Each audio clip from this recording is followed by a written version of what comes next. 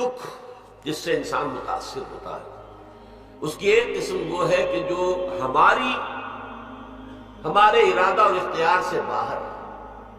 اللہ کی مشیت سے، اللہ کے اذن سے، اللہ کی مرضی سے آتا ہے۔ اس کے لیے ہمارا کام صرف برداشت ہے۔ جو شے بھی ہمیں برداشت کی صلاحیت عطا کر دے وہی اس کا علاج ہے۔ جیسے آپ کو معلوم ہے کہ بخار بہت تیز چڑھا ہوا ہے، اس کی دوا نہیں ہے اسپرین یا کوئی اور پیراسیٹامول، بخار کی شدت کو کم کر دے، وہ کوئی علاج نہیں ہے۔ علاج تو ہوگا اگر معلوم ہو کہ کون سے جراثیم ہے، کس کی وجہ سے ہے، اس کا صحیح اینٹی بایوٹک کون سا ہے، وہ دیا، وہ علاج ہوگا۔ یہ علاج نہیں ہے،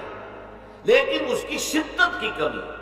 اور اس کے اندر جو احساس ہے جھیل جانے کا، وہ انسان کے لیے آسان ہو جاتا ہے۔ یہی مضمون آیا ہے سورہ حدید میں بھی، ما اصاب من مصیبت فی الارض ولا فی انفسکم، یہاں کھول دیا اس مضمون کو۔ میں نے عرض کیا تھا نا کہ یہ آفت سماوی بڑے پیمانے پر بھی ہو سکتی ہے، زمین میں یعنی زلزلہ آ گیا، فلڈ آ گیا، طوفان آ گیا، ولا فی انفسکم، خاص تمہاری جان میں، تمہیں بخار ہو گیا، تمہیں ٹی وی لگ گئی،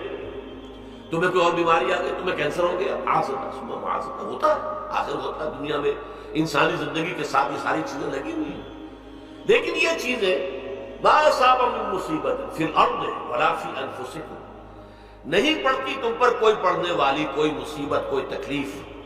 نہ پوری زمین میں بڑے پیمانے پر، نہ تمہاری جانوں میں انفرادی سطح پر، الا فی کتاب من قبل ان نبرأھا، مگر یہ کہ وہ تو ایک کتاب میں، کتاب اللہ کے علم کی کتاب، الکتاب، اس میں پہلے سے درج موجود ہے۔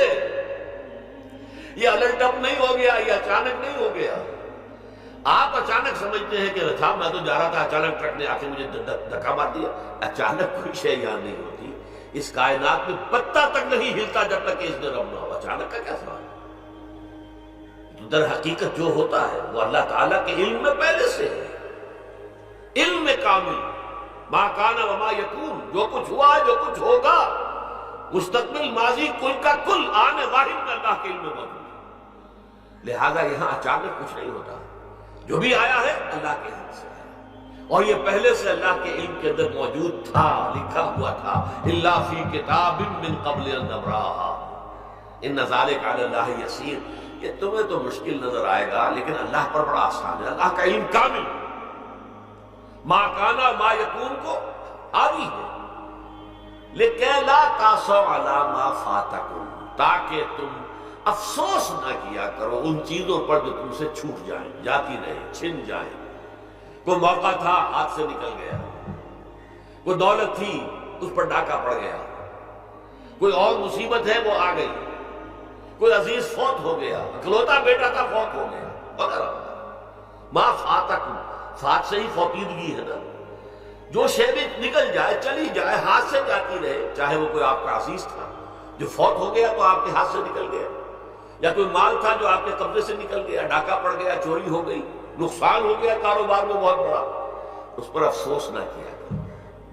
اگر افسوس کرو گے تو اس کا مطلب کیا ہوگا کہ تمہیں اللہ پر اعتماد نہیں ہے،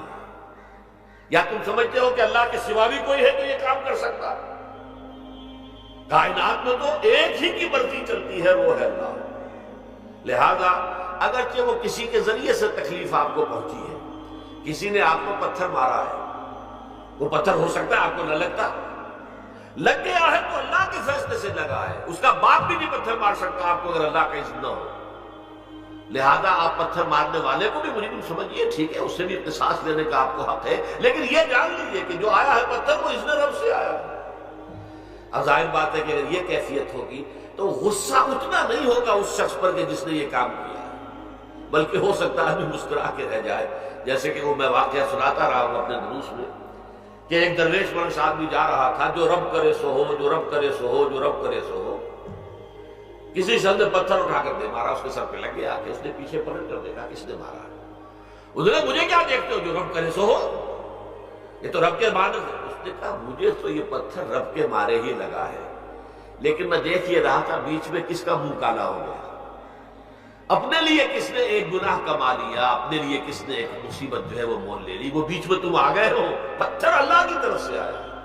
لیکن اس کا عذاب، اس کا وبال تم پر آ جائے گا۔ بہرحال یہ تو میں نے عرض کیا آپ کے سامنے، وہ چیزیں کہ جو آ جاتی ہیں، وہ تکالیف و مصائب جو اللہ کی طرف سے من جانب اللہ ہے، اس میں آپ کسی کو مورد الزام نہیں ٹھہرا سکتے، وہ آپ پر آ گئے۔